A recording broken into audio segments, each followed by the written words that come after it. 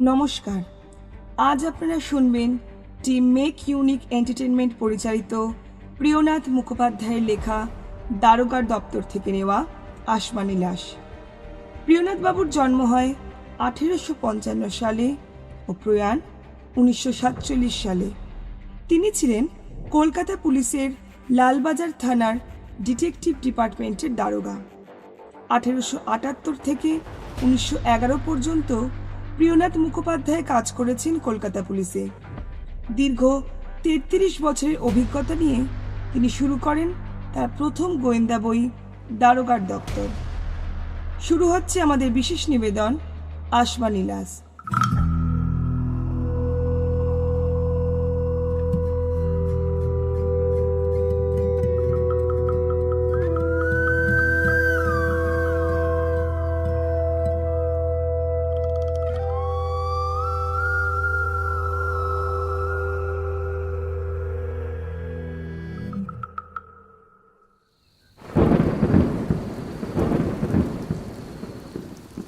বর্ষাকাল। সূর্যদেব সমস্ত দিনের মতন আপনার কিরণ জাল সমানভাবে বিকীর্ণ না করতে পেরে যেন নিতান্ত বিষণ্ণ মনেই বেলা থাকতে থাকতে অন্তর্নিহিত হয়েছে। চারিপাশে ঘন অন্ধকারে ছেয়ে গিয়েছে, সেই সঙ্গে টিপ টিপ করে বৃষ্টিও হচ্ছে। একে থেকেই গর্জে উঠছে মেঘ। সেই ভীষণ গর্জনে মানুষের মনে যেন আতঙ্কের উপস্থিতি হয়েছে। মনে হচ্ছে আজই যেন মহাপ্রলয় এসে উপস্থিত হবে। এমনই ভয়ানক সময় আমি থানার ভেতরকার ঘরে একাই বসে প্রকৃতির ভাবগতি দেখতে দেখতে কি যেন ভাবছিলাম। হঠাৎই দেখলাম একটা ব্যক্তি দৌড়ে দৌড়ে থানার ভেতরে প্রবেশ করলো। ওনার পরনের জামা কাপড় বৃষ্টিতে ভিজে গিয়েছে। সেই সময় আমি থানায় উপস্থিত ছিলাম কিনা সে থানার ভেতরে প্রবেশ করে প্রথমেই তা অনুসন্ধান করতে লাগলো। অনুসন্ধানে সে যখন অবগত হলো আমি থানাতেই উপস্থিত আছি, তখন সে দ্রুত পদে এসে আমার ঘরেতে প্রবেশ করলো। আমাকে দেখে আমার হাতে একখানি পত্র দিয়ে সে সেইভাবেই সেই স্থানে দাঁড়িয়ে রইল। আমি চিঠিখানা খুললাম ও পড়লাম। সেই পত্রে লেখা ছিল, আমি সবিষয়ে বিপদগ্রস্ত। পত্রপাত মাত্র পত্রবাহক সহিত এখানে আসা বাধিত করবেন। এখানে আসিলে সমস্ত বিষয় অবগত হইতে পারবেন। এক কথায় আমি নিতান্ত বিপদাপন্ন জানিবেন। চিঠিটা পড়ে ভাবলাম, পত্র লেখক নিশ্চয়ই বিপদগ্রস্ত, নয়তো তিনি বড় লোক। না হলে আমাকে এমন করে চিঠি লিখবেন কেন?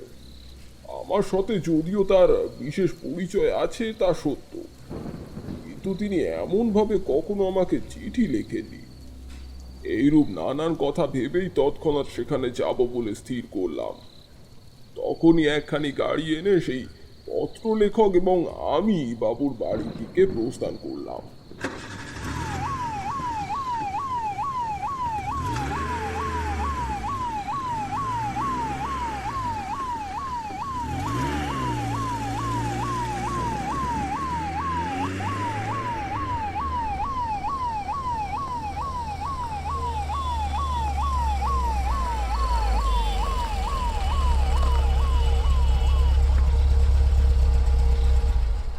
তার বাড়ির সামনে গিয়ে দেখি তার সদর বাড়ি পুলিশ কর্মচারী দ্বারা পরিপূর্ণ। সেখানে পুলিশ প্রধান কর্মচারী থেকে কনস্টেবল পর্যন্ত, পশ্চিম দেশবাসী, বঙ্গবাসী এবং বিলাতবাসী প্রভৃতি অনেক জাতের পুলিশ এবং অন্যান্য শ্রেণীর কর্মচারীরাও আছেন। সেই অবস্থা দেখে স্পষ্টই বুঝতে পারলাম এই স্থানে কোনো বিশেষ দুর্ঘটনা ঘটেছে। না হলে এমন সময় একই স্থানে এত কর্মচারী সমাবেশ হবে কেন? এইরূপ ভেবে আমি আমার গাড়ি থেকে নেমে সদর বাড়ির ভেতরে প্রবেশ করলাম। সেখানকার সকলেই আমাকে চিনতেন। আমাকে দেখা মাত্রই একজন প্রধান কর্মচারী বললেন, এত শীঘ্র আপনি এখানে কি করে পৌঁছালেন স্যার? এখনও বোধহয় 10 মিনিটও হয়নি। আপনার সাহায্য পাবার জন্য আমি পত্র প্রেরণ করেছি। এই অল্প সময়ের মধ্যে আপনি কি করে এখানে আসতে পারলেন? উত্তরে আমাকে মিথ্যে কথাই বলতে হলো। এই স্থানে বিনা কারণে যে কেন আমাকে মিথ্যে কথা বলতে হলো তার উত্তর দিতে আমি অপারগ। উত্তরে বললাম, না না, আমি অন্য কাজের জন্যই যাচ্ছিলাম। এই পথ দিয়ে যাওয়ার সময় দেখলাম আপনারা সকলেই এখানে। এখানে কি আবার নতুন কোনো ঘটনা ঘটল নাকি? তাই একবার দেখবার জন্য এই স্থানে এসে উপস্থিত হয়েছি। এসেছেন ভালোই হয়েছে। এখন একবার আপনি চেষ্টা করে দেখুন যদি এর কোনো উপায় বার করতে পারেন। একে বড় লোকের বাড়ি, তার উপর প্রথম থেকেই আমাদের পিছনে পিছনে 4-5 জন উকিল ঘুরছেন। তার উপর যাদের কাছে এই বিষয়ের কোনো কথা জানবার সম্ভাবনা, তাদেরকে স্পষ্টরূপে কোনো কথা জিজ্ঞাসা করবার উপায় নাই, কারণ তারা সকলেই স্ত্রীলোক। এমন অবস্থায় কি করা যেতে পারে? আমাদের দ্বারা যা হবার তা বোধহয় হয়েছে। এখন আপনি একটু চেষ্টা করে দেখুন। আপনি তো অনেক মামলার অনুসন্ধান করেছেন এবং অনেক সূত্রবিহীন মামলার যশলাভও করেছেন। এখন দেখুন এরও যদি কোনো প্রকার সন্ধান করে উঠতে পারেন। এই বলেই তিনি আমাকে একটি ডবল টিনের বাক্স দেখিয়ে বললেন, যান স্যার, প্রথমে একবার এই বাক্সটি খুলে দেখে আসুন, তারপর যতদূর জানতে পেরেছি তা আপনাকে বলছি। বাক্সটা দেখবার জন্য আমি ওটার কাছে গেলাম। দেখলাম ওটা একটি ডবল টিনের বাক্স, 4 ফুট লম্বা, 8 ফুট চওড়া ও 2.5 ফুটের মতন উঁচু। ওটা চাবি ভাঙা। ডালাটা খুললাম, দেখলাম ওটার ভেতর হাত পা মোড়া একটি স্ত্রীলোকের মৃতদেহ। সেই মৃতদেহটা এমন ভাবে পচে গিয়েছে যে তাতে হাত দিলে মাংস চামড়া উঠে আসবে। দেহ থেকে মাথাটা বিচ্ছিন্ন, মুখটা বিকৃত, চোখ গলে গেছে। সেই মৃতদেহ থেকে এমনই দুর্গন্ধ বেরিয়ে আসছে যে কারোরই সাধ্য নেই সেই স্থানে দাঁড়িয়ে থাকার। সেই মৃতদেহ দেখে বলা সহজ নয় যে কার মৃতদেহ। একখানা কালো কাপড়ের শাড়ি দ্বারা সেই দেহের কিছু অংশ আবৃত। শরীরে কোনো অলংকার নেই, কেবলমাত্র বাঁ হাতে এক গাছা কালো লোহার চিকুনের চুড়ি রয়েছে। মৃতদেহ সম্মিলিত টিনের বাক্সটার অবস্থা দেখে কর্মচারীর কাছে ফিরে গেলাম। তিনি বললেন, কেমন মৃতদেহ দেখলেন স্যার? আমি দেখলাম, কিন্তু দেহের যা অবস্থা তাতে তো এই দেহ শনাক্তকরণ একেবারেই অসম্ভব। কার দেহ তা জানতে না পারলে অনুসন্ধানই বা কি করে করা যেতে পারে? যাকে তা অবস্থা কি, মানে মৃতদেহটা কোথা থেকে পাওয়া গেল? মৃতদেহ সমেত এই বাক্স এই বাড়ির ছাদের চিলেকোঠার মধ্যে পাওয়া গিয়েছে। তা বাড়ির লোকে কি বলছেন? তারা বলছেন তারা কেউই বলতে পারেন না যে এই মৃতদেহটা কি করে তাদের বাড়ির ভিতরে আসলো। বাড়ির কি কোনো মহিলা মিসিং আছে? এরা তো বলছেন সকলেই উপস্থিত আছে, অনুপস্থিত কেউই নেই। কোনো নতুন স্ত্রীলোক সম্প্রতি বাড়িতে এসেছিল কি? সেই বিষয়ে কি কোনো খোঁজ খবর নেওয়া হয়েছে? অন্য কোনো স্ত্রীলোকের এ বাড়িতে আসবার কথা কেউই বলেনি। এর এই কয়েকটি কথা শুনে আমি বাড়ির কর্তার সঙ্গে দেখা করবার জন্য ওপরের বৈঠকখানায় গেলাম। দেখলাম বাড়ির কর্তা নিতান্ত দুঃখিত ও চিন্তিত হয়ে বসে আছেন। 2 জন উকিল ও পাড়ার 5-7 জন ভদ্রলোক সেই স্থান ঘিরে বসে রয়েছেন। সকলেই নিস্তম্ভিত ও বাক্যশূন্য। আমাকে দেখা মাত্রই তিনি অভিবাদন জানিয়ে আমাকে বসতে বললেন। আমি সেখানে বসতেই তিনি আমাকে বললেন, মহাশয়, আমি বড়ই বিপদগ্রস্ত। হ্যাঁ, আমি তাই তো দেখছি, কিন্তু আপনি এত চিন্তিত হবেন না। আমি এখানে উপস্থিত থাকতে আপনাকে বা আপনার পরিবারের কাউকে সহজে বিপদে পড়তে হবে না। দেখুন, যদি আপনি আমাকে এই বিপদ থেকে রক্ষা করতে পারেন তাহলে চিরকাল আপনার কাছে কৃতজ্ঞ হয়ে থাকব। এখন বলুন দেখি, কোন উপায় অবলম্বন করিলে এই বিপদ থেকে উদ্ধার করে পেতে পারি? সমস্ত উপায় আমি বলে দেব ও নিজেও আপনাকে উদ্ধার করার চেষ্টা করব। এখন কি হয়েছে বলুন তো দেখি। আমি এখনো বিশেষ কিছু অবগত করতে পারিনি। সকল কথা না শোনা পর্যন্ত কোনো পরামর্শই বা কি করে দেবো? এ ব্যাপারে আমি বিশেষ কিছুই জানি না। যে সামান্য জানি তাই আপনাকে বলছি। প্রায় 2-3 দিন থেকে বাড়ির ভিতরে কেমন দুর্গন্ধ বের হয়। কিসের দুর্গন্ধ তা প্রথমে ঠিক করতে পারা যায় না। এই 3 দিন পর্যন্ত বাড়ির ভেতরে ও বাইরের কাছাকাছি সব জায়গায় বিশেষভাবে অনুসন্ধান করা হয়, কিন্তু কোথাও থেকে এই দুর্গন্ধ বের হচ্ছে তার সামান্য মাত্র সন্ধান পাওয়া যায়নি। আজ সেই দুর্গন্ধ এমন প্রবল হয়েছে যে বাড়ির ভেতরে কেউই থাকতে পারছিলাম না। সেই সময় পুনরায় বিশেষভাবে অনুসন্ধান আরম্ভ করলাম। অনুসন্ধান করতে করতে বোধ হলো যেন উপরকার একটা ঘর থেকে প্রচুর দুর্গন্ধ। তাতে আমাদের সকলেরই মনে সন্দেহ হয় যে এই ঘরের ভেতর কিছু না কিছু পচে দুর্গন্ধ বার হচ্ছে। সেই ঘরের ভেতর অনুসন্ধান করায় একটি বড় টিনের বাক্সে পচা গন্ধ বের হয়।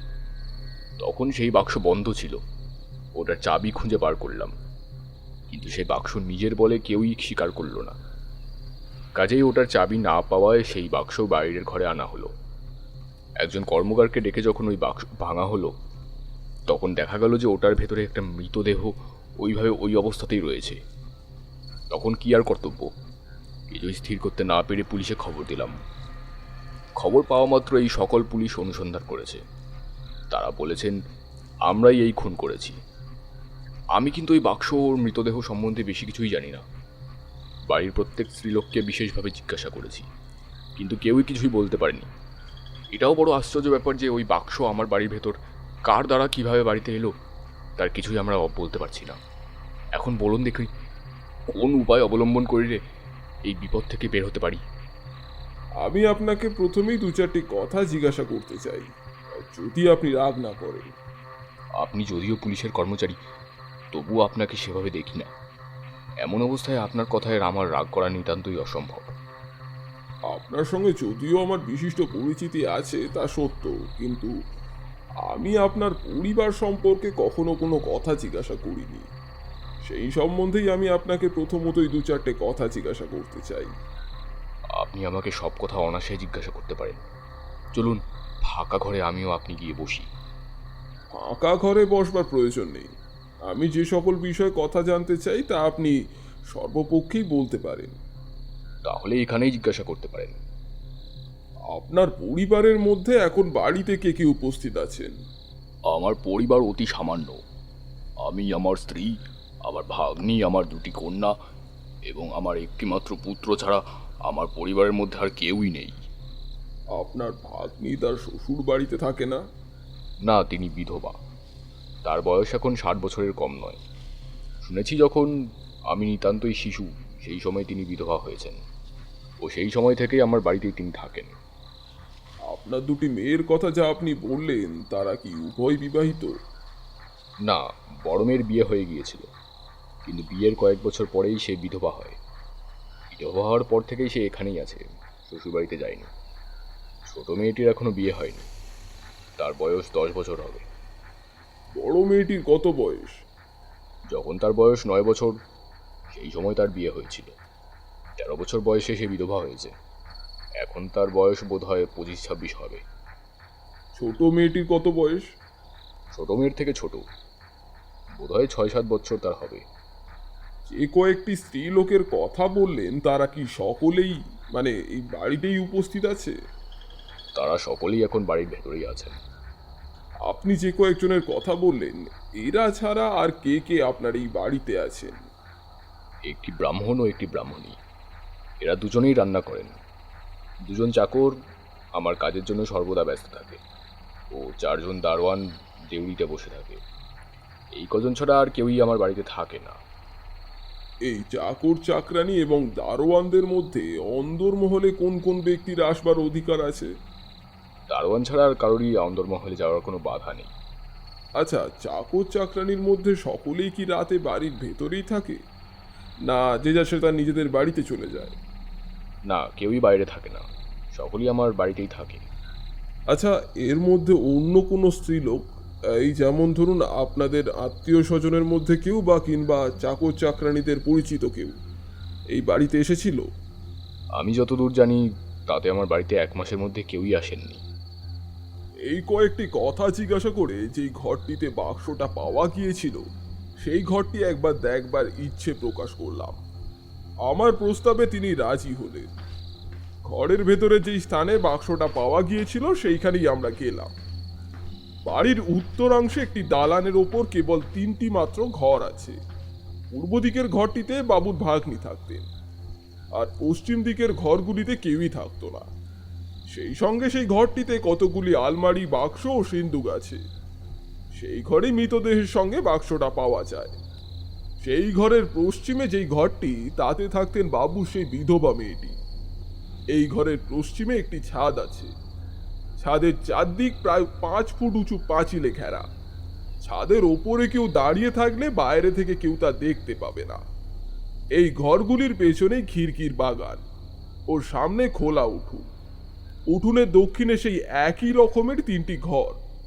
এই ঘরগুলিতে বাবু, তার স্ত্রী ও ছেলে মেয়ে থাকতেন। এইটি হলো বাড়ির অন্দরমহল। বাড়ির এই অবস্থাটা দেখবার পর আমরা আবার বাইরে এলাম।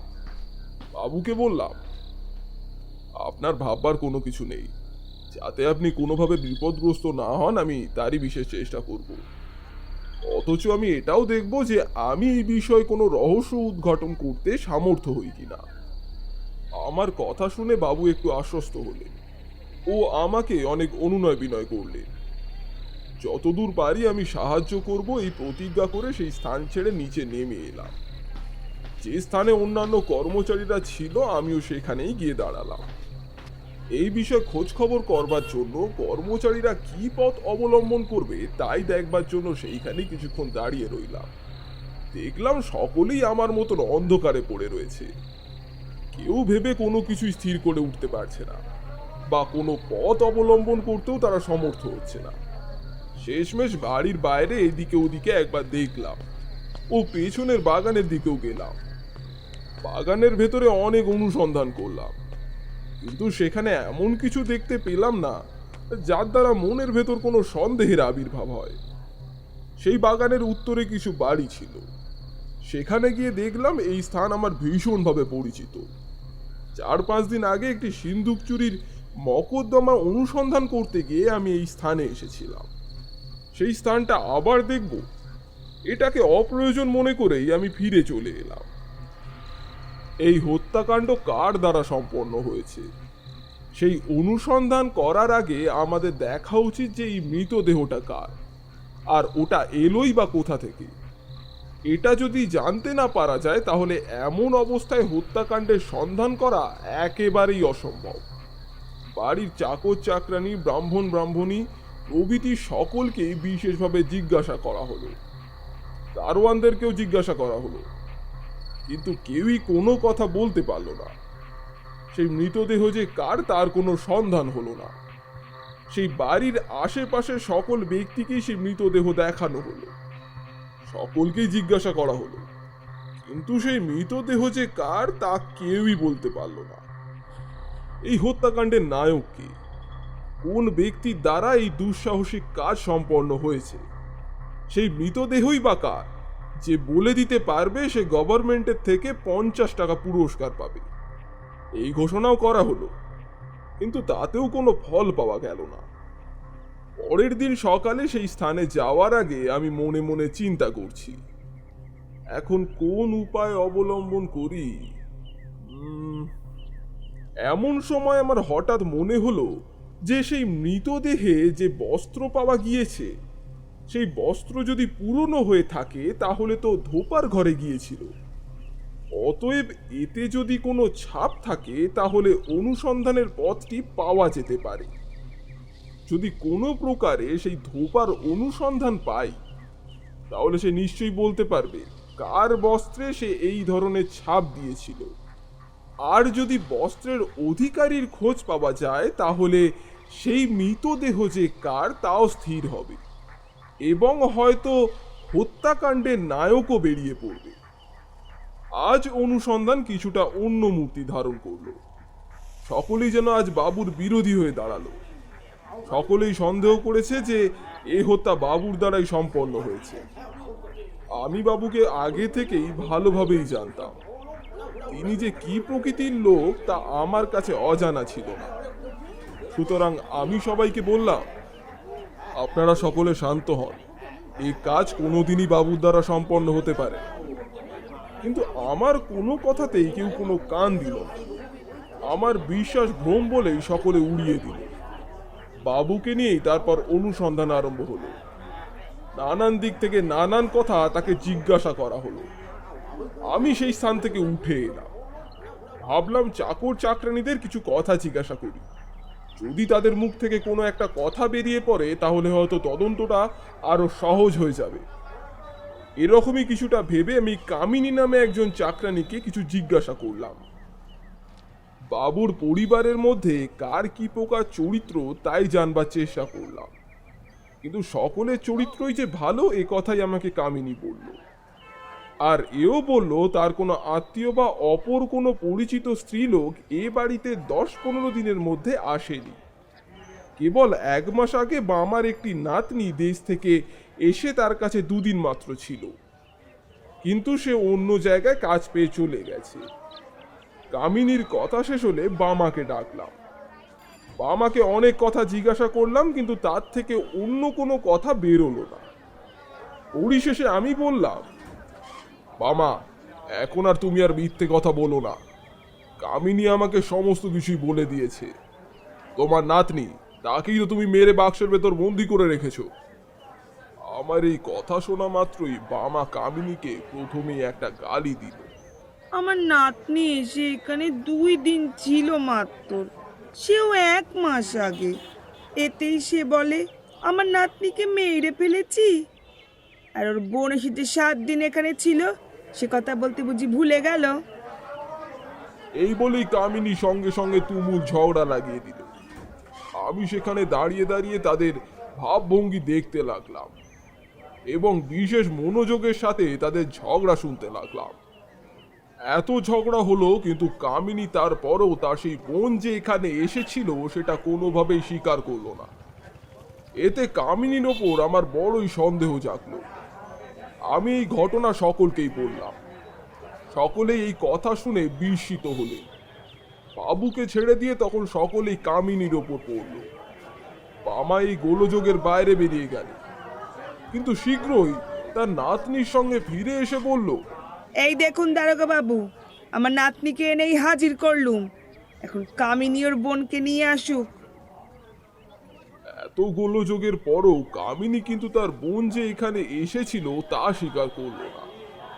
চাকর চাকরানীদেরকে জিজ্ঞাসা করার পরেও তার বোনকে যে কেউ দেখেছে সে কথা কেউ স্বীকার করল না। কেবল রাম সিং দারোয়ান বলে উঠল, প্রায় 7 দিন হবে একটি স্ত্রীলোক এখানে এসে কামিনীর সাথে দেখা করার ইচ্ছে প্রকাশ করে। আমি কামিনীকে ডেকে দিই। কামিনী ওকে সঙ্গে করে ঘরের ভেতরে নিয়ে যাই, কিন্তু তাকে বের হয়ে যেতে আমি আর দেখিনি। বামার কাছ থেকে একটা মাত্র কথা বার হওয়ায় তদন্তের মোড় অন্যদিকে ফিরল। সকলেই তখন বাবুকে ছেড়ে দিয়ে কামিনীর ওপর পড়ল। অনেকেই কামিনীকে অনেক প্রকার কথা জিজ্ঞাসা করল, কিন্তু কামিনী কোনো রকমেই তার বোনের কথা স্বীকার করল না। বলল যে বামা ও রাম সিং মিথ্যে কথা বলছে। যা হোক, কামিনীর বোন আছে কিনা আর সে কলকাতাতে এসেছিলই বা কিনা তা কোনোভাবেই স্থির হলো না। আর এখনই বা সে কোথায় আছে? কামিনীর বাড়ি মেদিনীপুর জেলার অন্তর্গত একটি ছোট্ট গায়ে। তখন এই সমস্ত বিষয় অনুসন্ধান করতে একজন কর্মচারীকে মেদিনীপুরে পাঠানো হলো। আমরা তখন সেখানেই অন্যান্য অনুসন্ধান করতে লাগলাম। সপ্তাহখানেক পরে সেই কর্মচারী মেদিনীপুর থেকে ফিরে এলে। তাকে জিজ্ঞাসা করায় তিনি বললেন, কলকাতা থেকে মেদিনীপুরে গিয়ে অনেক অনুসন্ধানের পর আমি কামিনীর বাসস্থানের ঠিকানা খুঁজে পেতে সমর্থ হয়েছি। সেখানে গিয়ে দেখি ঘর বাইরে থেকে তালাবন্ধ। খোঁজখবর নিয়ে জানলাম প্রায় 6 মাস আগে কামিনী একবার তার দেশে গিয়েছিল। প্রায় কিছুদিন সেখানে থেকে আবার কলকাতায় ফিরে আসে। তার একটি বোন ছিল সত্য, কিন্তু গত 10 বছরের ভিতর কেউ তাকে সেই গ্রামে দেখতে পায়নি। সেই গ্রাম থেকে প্রায় 20 ক্রোশ দূরে রামহরি নামক এক ব্যক্তির সঙ্গে তার বিয়ে হয়। বিয়ের পর সে তার আর বোনের বাড়ি যায়নি। এইসব জেনে 20 ক্রোশ পথ গিয়ে পরিশেষে রামহরির বাড়ি পেলাম।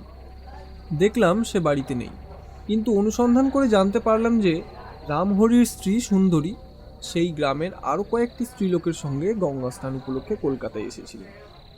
অপর স্ত্রীলোকগণ সবাই চলে গিয়েছেন, কিন্তু রামহরির স্ত্রী আর ফিরে যায়নি। সেই স্ত্রীলোকগণের মধ্যে অনেকেই সেই স্থানে উপস্থিত দেখতে পেল।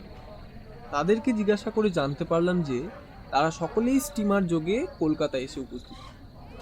পরে সকলে পায়ে হেঁটে কালীঘাটে যাবার সময় রাস্তায় গাড়ির ভিড়ে সুন্দরীর সঙ্গ ছেড়ে যায়। কলকাতায় তারা সুন্দরীর অনেক অনুসন্ধান করে, কিন্তু কোথাও তার কোনো প্রকার সন্ধান পায়নি। পরিশেষে সকলেই নিজের নিজের বাড়িতে ফিরে যায়। রামহরি এই সংবাদ পেয়ে এখন পর্যন্ত নানা জায়গায় তার সন্ধান করে চলেছে। সেখান থেকে আমার ফিরে আসার কিছুক্ষণ আগে রামহরি এসে সেইখানে উপস্থিত। আমি তাকে সঙ্গে করে এইখানে এনেছি। এই সেই রামহরি। এই বলেই রামহরিকে সকলের সামনে উপস্থিত করলেন। রামহরি কামিনীকে চিনত। তাকে দেখা মাত্রই সে বলে উঠল, ইনি আমার স্ত্রীর বোন। আর বছরের মধ্যে দু একবার ইনি আমার বাড়িতে গিয়ে থাকতেন, মাঝে মাঝে ওই চিঠিও লিখে থাকতেন। কামিনী শুনল তার বোন গঙ্গা স্নান করতে কলকাতায় উপস্থিত হয়েছিল, কিন্তু আর দেশে ফিরে যায়নি। অনেক খোঁজাখুঁজি করার পরেও তার সন্ধান পাওয়া যায়নি। এই সকল কথা শুনে কামিনী কিন্তু একটুকু দুঃখ পেল না। ও তার বোনের শোকে তার চোখ দিয়ে এক বিন্দু জলও বেরোলো না। কামিনীর এই প্রকার ভাব আমার ভালো লাগলো না। নানান ক্ষুদ্র ক্ষুদ্র কারণে কামিনীর ওপর আমার বিশেষ সন্দেহ জাগলো। কেউ কেউ কষ্টই বলল এই মৃতদেহ কামিনীর বোন সুন্দরী।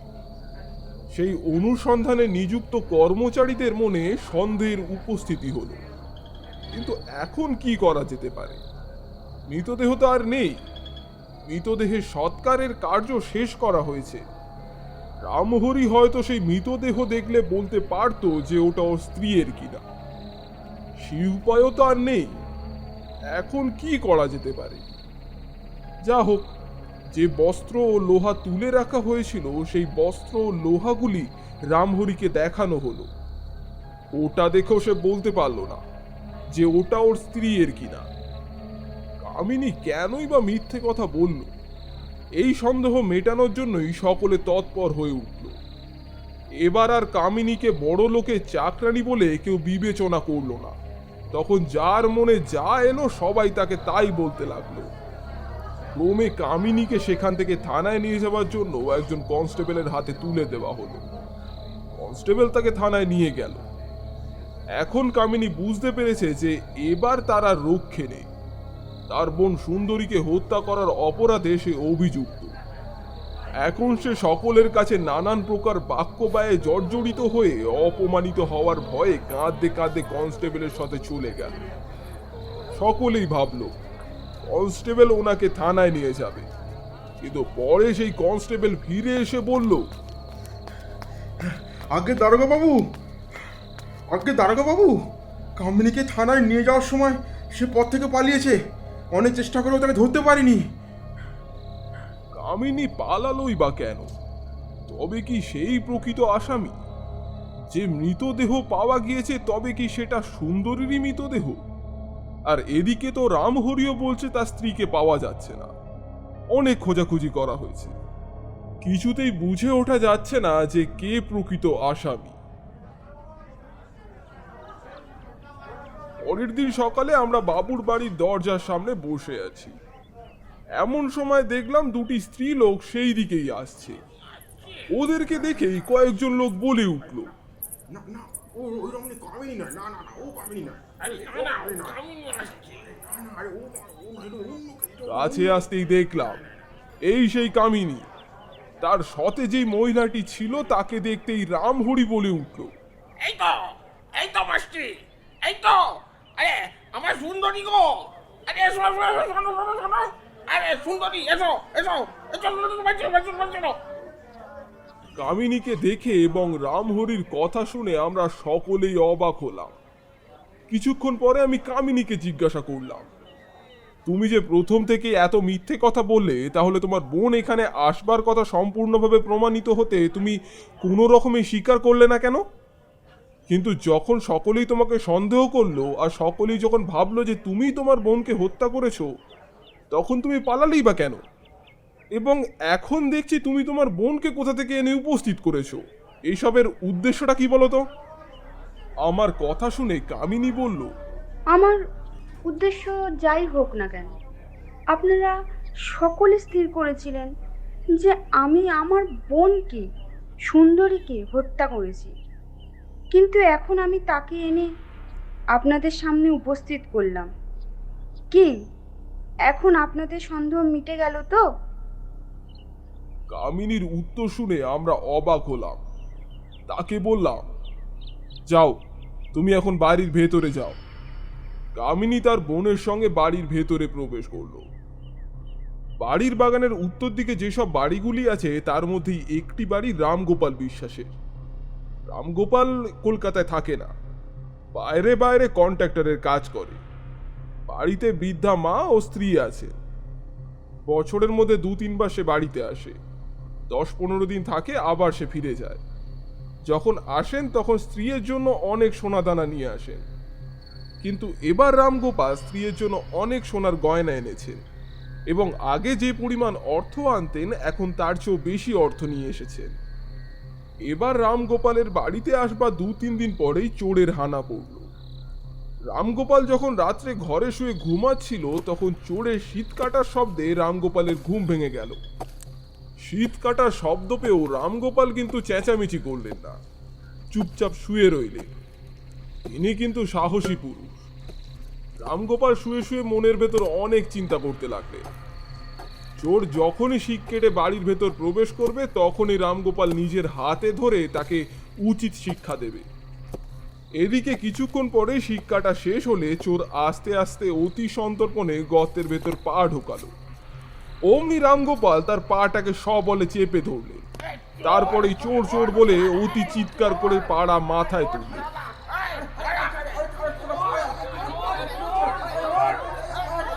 তার সেই চিৎকারে তার স্ত্রী ও পাড়ার লোক জড়ো হলো। সঙ্গে সঙ্গে দারোয়ানকে খবর দেওয়া হলো। তারপর দারোয়ান সেই চোরকে ধরে থানায় উপস্থিত করলেন। তারপর চোর থানায় এসে অনেক কথাই বলল। সেই কথাগুলি সত্যি বিশ্বাসযোগ্য, তাই শেষ পর্যন্ত এই তদন্ত আমি অনুসন্ধান করতে লাগলাম।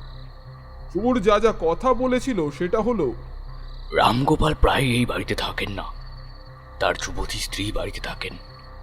প্রায় 5 বছর হলো কোনো কাজের জন্য আমি একদিন সেই স্থানে গিয়েছিলাম। সেই দিন আমি তার স্ত্রীকে প্রথম দেখি।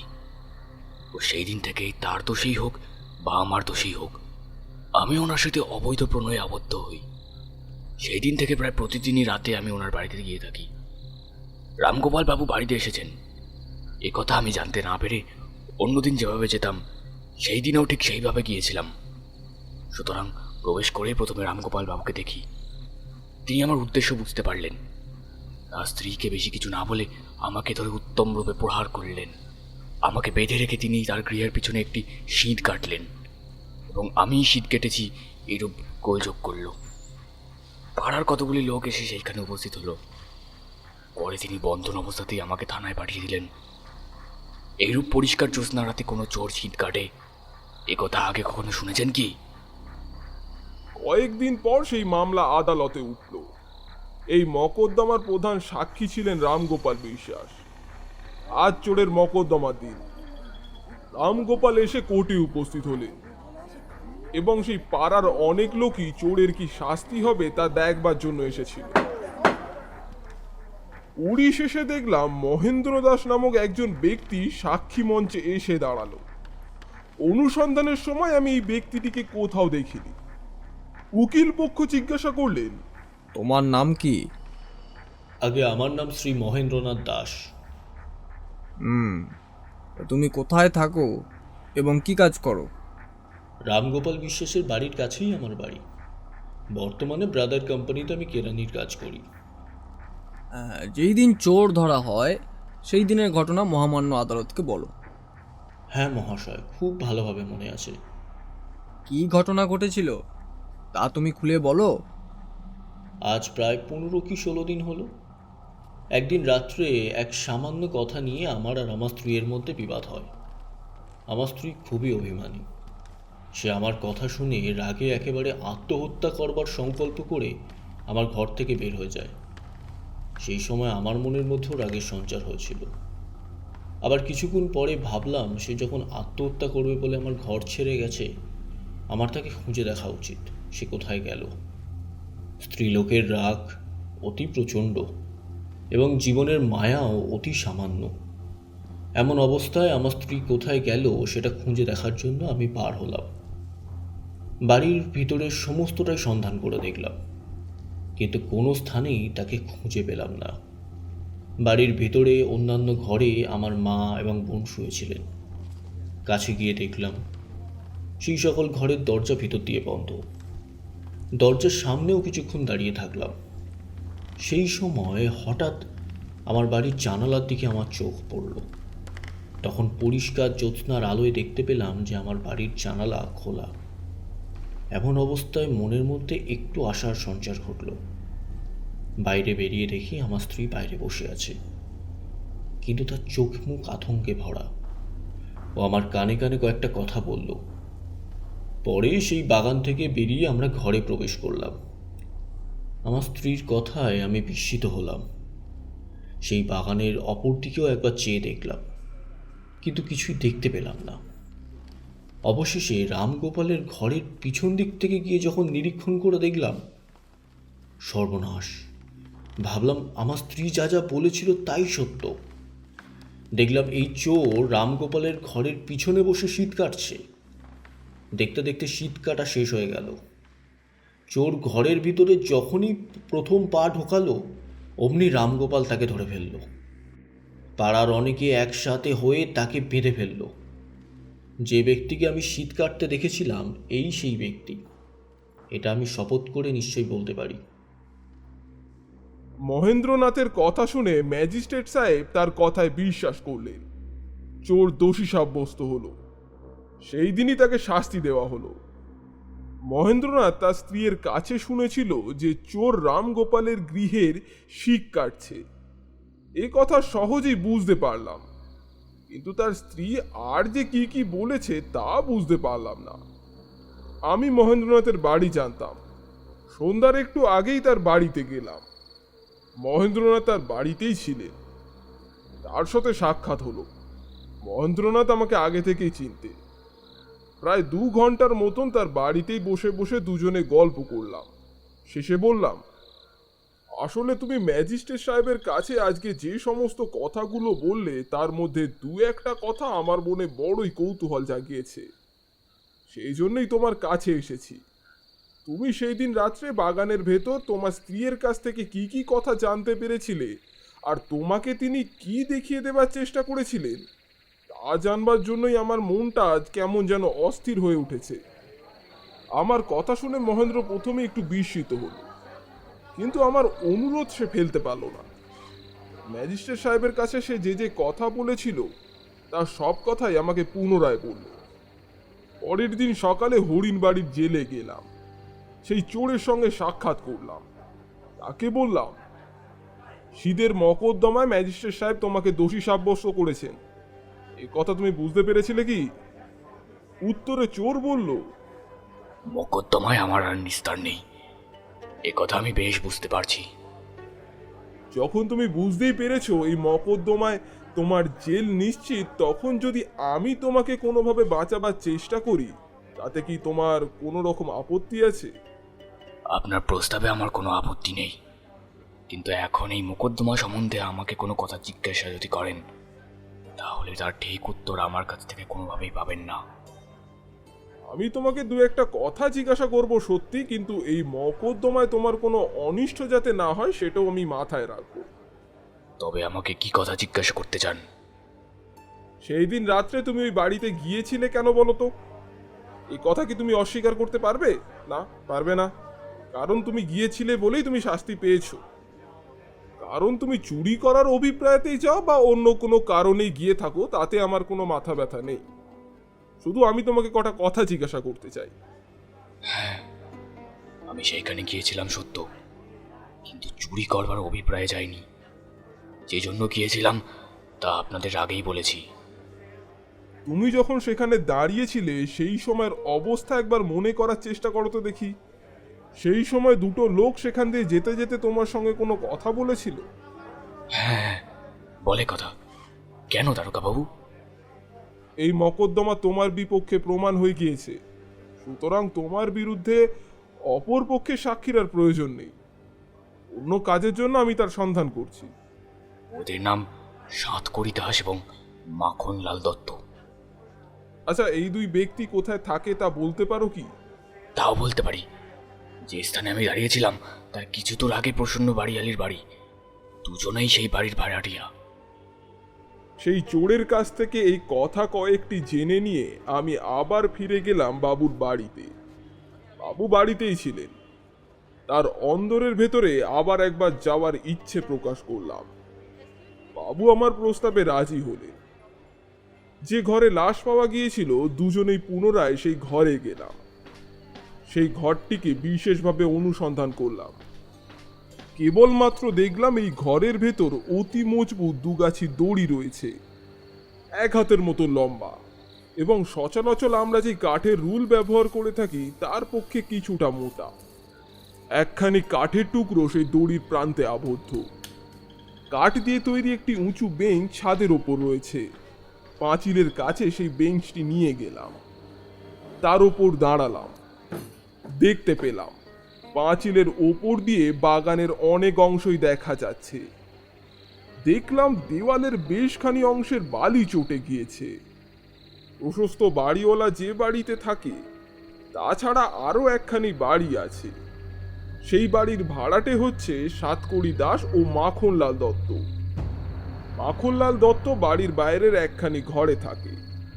তার এখন আর কেউ নেই, সে একাই থাকে এবং রেলে চাকরি করে। উক্ত বাড়ির ভেতর 3টি ঘর আছে, তাতে সাতকড়ি দাস এবং তার স্ত্রী থাকে। এরা দুজনেই সকাল 10টার সময় নিজেদের নিজেদের কাজে যায়, কিন্তু সন্ধে 6টার আগেই ফিরে আসে। সন্ধ্যা 7টা নাগাদ আমি তাদের বাড়িতে গেলাম। সেই সময় দুজনেই বাড়িতে উপস্থিত ছিল। বাড়ির ভেতর প্রবেশ করেই দেখলাম সাতকড়ি স্ত্রী বাড়িতে নেই। জিজ্ঞাসা করাতে দুজনেই উত্তর দিল সে তার বাপের বাড়ি গিয়েছে। এই কথা আমার বিশ্বাস হলো না। আমি তাদেরকে ঘরের ভেতর খুঁজতে লাগলাম। অনুসন্ধান করে যে সমস্ত দ্রব্য পেলাম তাতে আমার সন্দেহ আরো বেড়ে গেল। দেখলাম একটি টিনের বাক্সর ভেতর কতকগুলি ব্যবহৃত অলংকার রয়েছে।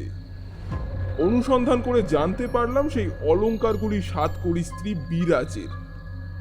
অপর একটি বাক্সের মধ্যে একটি অর্ধেক কালো রঙের শাড়ি। লাশ শনাক্তকরণে যে শাড়িটা থানায় ছিল তার সঙ্গে এর মিল দেখতে পেলাম। বুঝতে আর কোনো সমস্যা হলো না, এটা সেই শাড়িরই অংশ।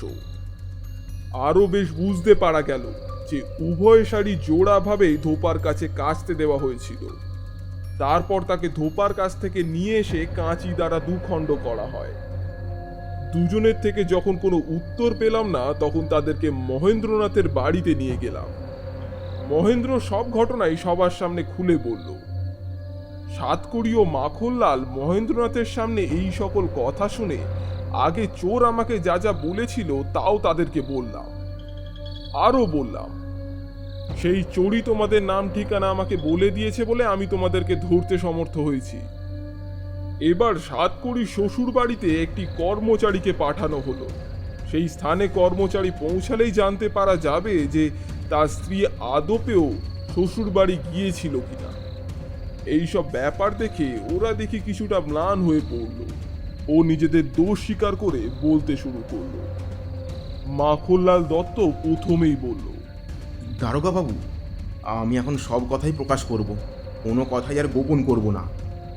আপনি যা বললেন এবং মহেন্দ্রবাবুর কাছ থেকে যা শুনলাম তার সমস্তটাই সত্য। ওর একটা কথাও মিথ্যে নয়। যেদিন এই ঘটনা ঘটে সেদিন যথাসময় আমি আমার কাজ থেকে ফিরি। বাড়ি এসে দেখি সাতকড়ি বাড়ির সদর দরজার উপর বসে আছে। তার চোখ রক্তবর্ণ, অথচ গভীর চিন্তায় নিবিষ্ট। আমি তার কাছে গিয়ে দাঁড়ালাম বটে, কিন্তু সে কিছুতেই বুঝতে পারল না যে কেউ তার কাছে এসেছে। আমি তাকে ডাকলে সে যেন ঘুম থেকে উঠেছে এমনভাবে এসে দাঁড়ালো আমার সামনে, কিন্তু আমার কথার কোনো উত্তর দিল না। কেবলমাত্র আমার হাত ধরে যে ঘরে শুতো সেই ঘরের ভেতর নিয়ে গেল।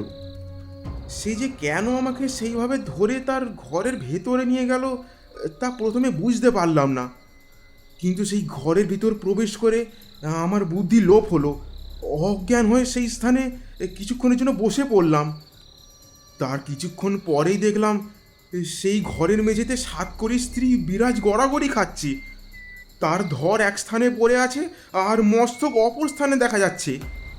মৃতদেহ যে কেবলমাত্র 2টি ভাগে বিভক্ত তা নয়, ওনার ওপর হয়তো শতকোপের দাগ বসেছে। এই সকল অবস্থা দেখে আমি তখন তাকে প্রশ্ন করলাম, আরে এটা কি এটা? আর কি, আমি আমার স্ত্রীকে হত্যা করেছি। আজ সেই পাপীয়সী কুলো কলঙ্কিনী যেমন কাজ করেছে তার সেই রূপ উপযুক্ত প্রতিফল আমি স্বহস্তে প্রদান করেছি। আরে তোমার স্ত্রীর উপযুক্ত পুরস্কার তো দিয়েছো, কিন্তু কিন্তু এখন তোমার উপায়টা কি? উপায় আর আমি কি বলবো, যা করতে হয় করো, নতুবা অদৃষ্টে যা আছে তাই হবে। নিজের প্রাণের মায়া করে কে তার স্ত্রীর ব্যভিচার স্বচক্ষে দেখতে সমর্থ হয়? হ্যাঁ, এই রকম অবস্থা দেখে এবং সাতকড়ির মুখে এই সমস্ত কথা শুনে আমার হৃদয়েও বাস্তবিকই কষ্ট হলো তখন। যদি ওনাকে কোনো প্রকারে বাঁচাতে পারি, তখন তারই উপায় ভাবতে চেষ্টা করলাম। একবার ভাবলাম পুলিশে খবর দিই, কিন্তু পরক্ষণেই ভাবলাম পুলিশে এই বিষয় জানতে পারলেই সাতকড়ির ফাঁসি নিশ্চিত। এইরূপ অবস্থায় সংবাদ প্রদান না করাই ভালো। ভাবলাম যদি কোনো কৌশলে ওই লাশটাকে সরিয়ে নিয়ে গিয়ে সন্দেহটা অন্য কারোর উপর চাপিয়ে দেওয়া যায়, তাহলে তো সাতকড়ি বাঁচলেও বাঁচতে পারে। এই ভেবে আমি সাতকড়িকে সাহস দিয়ে বেরিয়ে গেলাম। পরে একটি ভালো রকমের টিনের বাক্স কিনে এনে ওর ভেতরে উক্ত মৃতদেহ ভালোভাবে ঢুকিয়ে দিলাম, আর গায়ে যে সমস্ত অলংকার ছিল তার সমস্তই খুলে দিলাম। বাবুর বাগানের পাশ দিয়ে যে সংকীর্ণ রাস্তা আছে, সেই রাস্তা দিয়ে আমি কখনো কখনো যাতায়াত করে থাকি। ওটা সাধারণত যাতায়াতের রাস্তা নয়। একদিন রাত্রে কোনো কাজের উদ্দেশ্যে আমি ওই রাস্তা দিয়ে যাচ্ছিলাম, সেই সময় দেখলাম একটা মানুষ বাগানের ভিতরে প্রবেশ করলো। ওনাকে অত রাত্রে সেই স্থানে প্রবেশ করতে দেখে আমার মনে হঠাৎ সন্দেহ এসে উপস্থিত হলো। ভাবলাম আমাকে দেখতে হবে, এত রাত্রে এ কোথায় যায়। এই ভেবেই আমি সেই স্থানে চুপ করে দাঁড়িয়ে রইলাম। দেখলাম ওই ব্যক্তিটা ক্রমে সেই বাগান সংলগ্ন সেই বাড়ির দিকেই গেল। আরও দেখলাম সেই স্থানে দুগাছি দড়ি একসাথে এবং একটা কাঠ ওপর থেকে ঝুলছিল। সে উক্ত কাঠের ওপর নিজের পা দেওয়ার আগে সেই দড়ি ধরে নাড়া দিল, আর কে যেন তাকে ওপর থেকে আস্তে আস্তে তুলে নিল। এই অবস্থা দেখে আমি বিস্মিত হলাম, আর অনেকক্ষণ পর্যন্ত সেই স্থানেই দাঁড়িয়ে রইলাম, কিন্তু তাকে আর নামতে দেখলাম না। এই রকমটা প্রায় প্রত্যেক দিন রাতেই আমি দেখেছি, সেই দড়ি সেই স্থানেই ঝুলছে। সেই দিনও সেখানে গিয়ে দেখলাম যে ওটা আগের মতোই বাগানের ভেতর থেকে ঝোলানো রয়েছে। মনে করলাম লাশ সমেত যদি টিনের বাক্সটা কোনো প্রকারে ওপরে উঠিয়ে দেওয়া যায়, তাহলে তো আমাদের বিপদের আর কোনো সম্ভাবনাই নেই। আর পরে যখন লাশ বের হয়ে পড়বে, তখন সকলে বাবুদেরকে নিয়েই টানাটানি করবে। ওনারা বড় মানুষ, সুতরাং কিছু না হলেও হতে পারে। এই ভেবে আমরা উভয়ই উক্ত টিনের বাক্স নিয়ে সেই স্থানে গেলাম। দেখলাম সেই দড়ি আগের মতোই ঝুলছে। সেই বাক্সকে তখন ভালোভাবে সেই দড়ি বাঁধা কাঠের সাথে ভালো করে বেঁধে সেই দড়ি ধরে একটু নাড়া দিলাম। দেখলাম কি যেন সেটা ওপরে ধীরে ধীরে তুলে নিল, আর তারপরেই আমরা সেই স্থান থেকে সেই ঘরের মধ্যে চলে গেলাম সমস্ত রক্তকে ধুয়ে ফেলবার জন্য। আর আর রক্তাক্ত যা সমস্ত কাপড় জামা ছিল তা সমস্তই আগুনে পুড়িয়ে দিলাম। মাখনলালের কথা সকলেই বিশ্বাস করল। এই মামলা মকদ্দমায় মাখনলালই সাক্ষী হলো, আসামি হলো সাতকড়ি। জজ সাহেব যখন জিজ্ঞাসা করলেন, তখন সাতকড়ি নিজের আত্মদোষ স্বীকার করে কয়েকটি কথা বলল। হুজুর, আমি অফিস থেকে সেই দিন দুপুর 2টোর সময় বাড়িতে ফিরে যাই। গিয়ে দেখি বাড়ির সদর দরজা ভেতর থেকে বন্ধ, কিন্তু একটু জোর করে ঠেলতেই সেটা খুলে গেল। বাড়ির ভেতরে প্রবেশ করলাম। আমার ঘরের দরজা দেখলাম কেবলমাত্র ভেজানো আছে। তার ভেতর প্রবেশ করার আগে আমি যা দেখলাম তাতে আমার সমস্ত জ্ঞান বুদ্ধি লোপ পেল। দেখলাম আমার স্ত্রী এক অপরিচিত পুরুষের সাথে আমার বিছানায় শুয়ে আছে। এই ব্যাপার দেখে হঠাৎ আমার প্রচণ্ড ক্রোধের উদয় হলো মনের মধ্যে। তা কোনোভাবেই আমি আর সংযত করতে পারলাম না। ঘরের বাইরেই একখানা দা ছিল। দ্রুত পদে যেমনি আমি ওটা আনতে গেলাম, দেখলাম সেই অবকাশে পুরুষটি দ্রুত পালিয়ে গেল। তবে অন্য কোনো উপায় না পেয়ে আমি আমার স্ত্রীকে সেই দা দিয়ে কেটে ফেললাম। জানি না সেই অবস্থায় আমি ওকে কতবার আঘাত দ্বারা হত্যা করেছি। শেষে যা ঘটেছিল তা আপনি মাখনলালের কাছ থেকে তো শুনেছেন। জজ সাহেব সমস্ত ঘটনা শুনে এই মকদ্দমা হাইকোর্টে পাঠিয়ে দিলেন। সেই স্থানে জুরির বিচারে শাস্তি হলো। এই দণ্ডে সাতকড়ির ফাঁসি হলো না, শুধু হলো 2 বছরের কারাবাস মাত্র। আমাদের বাবুর বাড়ির কোন লোকের যোগে এবং কি কারণে যে সেই বাক্স বাড়ির ভেতর উঠে গেল তা জানবার জন্য অনেক লোকই হাইকোর্টে গিয়ে উপস্থিত হলেন। কোর্টে সেই বাড়ির একটি চাকরানী ভব এর সাক্ষী দিল। আমার মনিবের আদেশ অনুযায়ী রাত্রে এবং দিনের মধ্যে বাড়ির ভেতর থেকে বাইরে যাবার অধিকার আমার ছিল না। তা বলতে লজ্জা হয়, আমি একটি লোকের সাথে অবৈধ প্রণয়ে আবদ্ধ হই। যখন কোনো ক্রমে আমার মনোবাঞ্ছা পূর্ণ করবার সুযোগ দেখলাম না, তখন আপনি যা শুনছেন সেই উপায় অবলম্বন করে গভীর রাতে আমি সেই লোককে তুলে নিতাম এবং সময় মতো তাকে সেই উপায় পুনরায় নামিয়ে দিতাম। দড়ি সমেত কাঠ যতক্ষণ বাইরে ঝুলে থাকতো, আমিও ততক্ষণ সেই ছাদের ওপর দড়ির কাছে বসে থাকতাম। দড়ি নড়লেই বুঝতে পারতাম যে সে ব্যক্তি চলে এসেছেন। তখন সেই দড়ি টেনে আস্তে আস্তে তাকে উঠিয়ে নিতাম। দোতলা ছাদের একখানি কড়ি কাঠ বাগানের দিকে বার করা ছিল। দৈবাত সেই কড়িতে একটি কড়াও ছিল। সেই কড়ায় একটি কপিকলের ভিতর সেই দড়ি গলিয়েই সহজেই টানতে পারতাম। যাই হোক, এরকম একদিন সেই ব্যক্তিটি এসেছেন।